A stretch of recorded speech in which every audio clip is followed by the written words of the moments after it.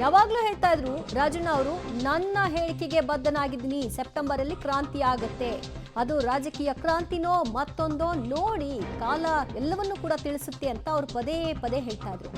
ಅವರು ನುಡಿದಂತಹ ಶಕುನ ಒಂದು ತಿಂಗಳು ಮುಂಚಿತವಾಗಿ ಆಗ್ಬಿಟ್ಟಿದೆ. ಅದು ಅವರಿಗೆ ಶುರುವಾಗಿದೆ ಈಗ ಕೇಡುಗಾಲ. ಸಚಿವ ಸ್ಥಾನಕ್ಕೆ ರಾಜೀನಾಮೆ ಕೊಡಬೇಕಾಯ್ತು ಅವರನ್ನು ಕಂಟ್ರೋಲ್ ಮಾಡಿಕೊಳ್ಳದೆ ಇದ್ದದಕ್ಕೆ, ಮತ್ತು ರಾಹುಲ್ ಗಾಂಧಿ ಅವರ ಕ್ಯಾಂಪೇನ್ ಬಗ್ಗೆ ಮಾತನಾಡೋ ಮೂಲಕವಾಗಿ ವಿಪಕ್ಷಗಳಿಗೆ ಆಹಾರ ಆಗಿದ್ದಕ್ಕೆ. ಮತ್ತಷ್ಟು ಮಾಹಿತಿ ಪಡೆಯೋಣ ನಮ್ಮ ಪ್ರತಿನಿಧಿ ರವೀಶ್ರಿಂದ. ರವೀಶ್, ಯಾವಾಗ ಭವಿಷ್ಯ ನುಡಿದಿದ್ರು, ಈಗ ಆ ಭವಿಷ್ಯ ಸುಳ್ಳಾಗ್ಲಿಲ್ಲ, ಆದ್ರೆ ಇಷ್ಟು ಅರ್ಲಿ ಆಗುತ್ತೆ, ಅದು ಅವ್ರ ವಿಚಾರದಲ್ಲೇ ಆಗುತ್ತೆ ಅಂದ್ರೆ ಆ ಕ್ರಾಂತಿ ಇವರಿಂದನೇ ಶುರು ಆಯ್ತಾ ಅಂತ? ದಿವ್ಯಾ, ಖಂಡಿತವಾಗಿ ಕೂಡ ಇದನ್ನ ವಿಪರ್ಯಾಸ ಅಂತ ಅನ್ಬೇಕೋ ಅಥವಾ ತಾವೇ ಹಳ್ಳ ತೋಡಿಕೊಂಡಂತ ಗುಂಡಿಗೆ ತಾವೇ ಬಿದ್ರು ಅಂತ ಹೇಳ್ಬೇಕು ಗೊತ್ತಾಗ್ತಾ ಇಲ್ಲ. ಯಾಕೆಂದ್ರೆ ರಾಜಕಾರಣದಲ್ಲಿ ಕ್ಷಣಾರ್ಧದಲ್ಲಿ ಏನ್ ಬೇಕಾದ್ರೂ ಕೂಡ ಆಗ್ಬೋದು. ಹಾಗೆ ಆರಂಭದಿಂದಲೂ ಕೂಡ ರಾಜಣ್ಣ ಅವರು ಎಲ್ಲೋ ಒಂದ್ ಕಡೆ ತಮ್ಮ ವಿರೋಧಿಗಳ ವಿರುದ್ಧ ಒಂದು ಅಸ್ತ್ರವನ್ನ ಪ್ರಯೋಗ ಮಾಡ್ತಾ ಇದ್ರು. ಸದಾ ಸಿಎಂ ಸಿದ್ದರಾಮಯ್ಯ ಅವರ ಪರ ಬ್ಯಾಟಿಂಗ್ ಅನ್ನ ಮಾಡ್ತಾ ಇದ್ರು. ಡಿ.ಕೆ. ಶಿವಕುಮಾರ್ ಅವರ ವಿರುದ್ಧ ಹೈ ಆಯ್ತಾ ಇತ್ತು. ಆದ್ರೆ ಡಿ.ಕೆ. ಶಿವಕುಮಾರ್ ಅವರು ಆರಂಭದಿಂದಲೂ ಕೂಡ ಎಲ್ಲೊಂದ್ ಕಡೆ ಸಾಫ್ಟ್ ಆಗಿ ರಿಯಾಕ್ಟ್ ಮಾಡ್ತಾ ಬರ್ತಾ ಇದ್ರು ರಾಜಣ್ಣ ಅವರ ಹೇಳಿಕೆಗೆ. ಸಿಎಂ ಕೇಳಿ ಹೈಕಮಾಂಡ್ ಕೇಳಿ ಅಂತೇಳಿ. ಆದ್ರೆ ಈಗ ರಾಜಣ್ಣ ಅವರು ಎಲ್ಲೋ ಒಂದ್ ಕಡೆ ಹಿಟ್ ವಿಕೆಟ್ ಆಗಿದ್ದಾರೆ, ಸೆಲ್ಫ್ ಗೋಲ್ ಹೊಡ್ಕೊಂಡಿದ್ದಾರೆ ಅಂತ ಕೂಡ ಸ್ಪಷ್ಟವಾಗಿ ಹೇಳ್ಬೋದಾಗಿದೆ.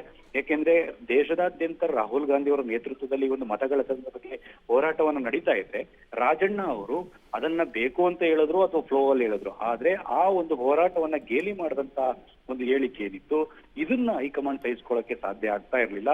ಈ ಹಿನ್ನೆಲೆಯಲ್ಲಿ ವಿಡಿಯೋ ಫೂಟೇಜ್ ಸಮೇತ ಸಾಕ್ಷಿ ಸಮೇತ ತರಿಸ್ಕೊಂಡು ಹೈಕಮಾಂಡ್ ಒಂದ್ ರೀತಿಯಲ್ಲಿ ಗರಂ ಆಗಿ ಸಿಎಂ ಸಿದ್ದರಾಮಯ್ಯ ಅವರಿಗೆ ಸೂಚನೆ ಕೊಟ್ಟಿರ್ತಕ್ಕಂಥದ್ದು. ಹಾಗಾಗಿ ಎಲ್ಲೋ ಒಂದ್ ಕಡೆ ಸೆಪ್ಟೆಂಬರ್ ಕ್ರಾಂತಿಯ ರೂವಾರಿಗೆ ಆಗಸ್ಟ್ ನಲ್ಲೇ ಈ ರೀತಿಯ ಕೆಡಗಾಲ ಬಂತ ಅನ್ನೋದ್ರ ಬಗ್ಗೆ ಕೂಡ ಕಾಂಗ್ರೆಸ್ನ ಶಾಸಕರು ಒಳಗಡೆ ಮಾತನಾಡ್ಕೊಳ್ತಾ ಇದ್ದಾರೆ. ಹಾಗಾಗಿ ಸಚಿವರು ಮತ್ತೆ ಶಾಸಕರು ಎಲ್ಲರೂ ಕೂಡ ಹೇಳ್ತಾ ಇರ್ತಕ್ಕಂಥದ್ದು, ಇದು ರಾಜ್ಯ ರಾಜಕಾರಣ ಬಹುದೊಡ್ಡ ಸೆಲ್ಫ್ ಗೋಲ್ ಅಂತಾನು ಕೂಡ ವಿಶ್ಲೇಷಣೆ ಮಾಡ್ತಾ ಇದ್ದಾರೆ. ಹಾಗಾಗಿ ಇದನ್ನ ರಾಜಣ್ಣ ಅವರು ಮುಂದಿನ ದಿನಗಳಲ್ಲಿ ಹೇಗೆ ತೆಗೆದುಕೊಳ್ತಾರೋ ಅಂತ. ಯಾಕೆಂದ್ರೆ ಮುಖ್ಯಮಂತ್ರಿ ಸಿದ್ದರಾಮಯ್ಯ ಅವರು ಕೂಡ ಈ ಹಂತದಲ್ಲಿ ಆಪ್ತನ ರಕ್ಷಣೆ ಸಾಧ್ಯನಾ ಅಂತ. ಯಾಕೆಂದ್ರೆ ರಾಹುಲ್ ಗಾಂಧಿ ಅವರ ಹೋರಾಟವನ್ನೇ ಒಂದ್ ರೀತಿಯಲ್ಲಿ ಟೀಕೆ ಮಾಡಿದಂತಹ ಸಂದರ್ಭದಲ್ಲಿ ಎಲ್ಲೋ ಒಂದ್ ಕಡೆ ಅದನ್ನ ಡಿಫೆಂಡ್ ಮಾಡೋದಕ್ಕೆ ಸಿದ್ದರಾಮಯ್ಯ ಅವರಿಂದ ಕೂಡ ಸಾಧ್ಯ ಆಗಿಲ್ಲ. ಅದಕ್ಕೆ ಅವಕಾಶವನ್ನು ಕೂಡ ಕಾಂಗ್ರೆಸ್ನ ಹೈಕಮಾಂಡ್ ಮಾಡಿಕೊಟ್ಟಿಲ್ಲ ಅಂತ ಕೂಡ ಹೇಳಲಾಗ್ತಾ ಇದೆ.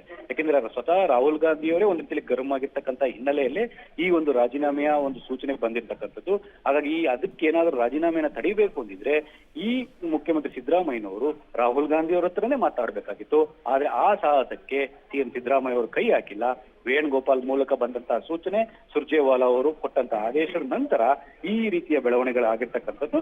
ಅಂತಿಮವಾಗಿ ತಮ್ಮ ಆಪ್ತನ ಒಂದು ತಲೆದಂಡವನ್ನು ಮುಖ್ಯಮಂತ್ರಿ ಸಿದ್ದರಾಮಯ್ಯ ಅವರೇ ಮಾಡುವಂತಹ ಪರಿಸ್ಥಿತಿ ಈ ರಾಜಕಾರಣದಲ್ಲಿ ನಡೆದಿರ್ತಕ್ಕಂಥದ್ದು. ದಿವ್ಯಾ, ರವೀಶ್ ಸಂಪರ್ಕದಲ್ಲಿರಿ, ಇನ್ನಷ್ಟು ಮಾಹಿತಿ ನಿಮ್ಮಿಂದ ಪಡೆದುಕೊಳ್ತೀವಿ. ಸದ್ಯ ಸೆಪ್ಟೆಂಬರ್ ಕ್ರಾಂತಿ ರೂವಾರಿಗೆ ಆಗಸ್ಟ್ನಲ್ಲೇ ಕೇಡುಗಾಲ ಶುರುವಾಯಿತು. ರಾಜೀನಾಮೆಯನ್ನ ಕೊಟ್ಟಿದ್ದಾರೆ. ರಾಜೀನಾಮೆ ಅಂಗೀಕಾರವೂ ಕೂಡ ಆಗಿದೆ. ಹೈಕಮಾಂಡ್ ಸೂಚನೆ ಮೇರೆಗೆ ಇದಾಗಿರುವುದು. ಕಾರಣ ರಾಹುಲ್ ಗಾಂಧಿ ವಿರುದ್ಧವಾಗಿ ಅವರ ಕ್ಯಾಂಪೇನ್ ವಿಚಾರವಾಗಿ ರಾಜಣ್ಣ ಅವರು ಮಾತನಾಡಿದ್ರು. ಅವರು ಮಾತನಾಡಿದ್ರ ಬಗ್ಗೆ ಈಗಲೂ ಕೂಡ ಅವರು ಸ್ಟಿಕ್ ಆನ್ ಆಗಿದ್ದಾರೆ. ಮಾಧ್ಯಮಗಳ ಅವರ ಪ್ರತಿಕ್ರಿಯೆಯನ್ನು ಗಮನಿಸ್ತಾ ಇದ್ರೆ ತಾನು ಹೇಳಿದ್ರಲ್ಲಿ ತಪ್ಪಿಲ್ಲ, ಆದರೆ ನಾನು ಹೇಳಿದ್ದನ್ನು ಸರಿಯಾಗಿ ಅರ್ಥ ಮಾಡ್ಕೊಂಡಿಲ್ಲ ಅನ್ನೋ ರೀತಿಯಲ್ಲಿ ಅವರ ಉತ್ತರ ಇತ್ತು.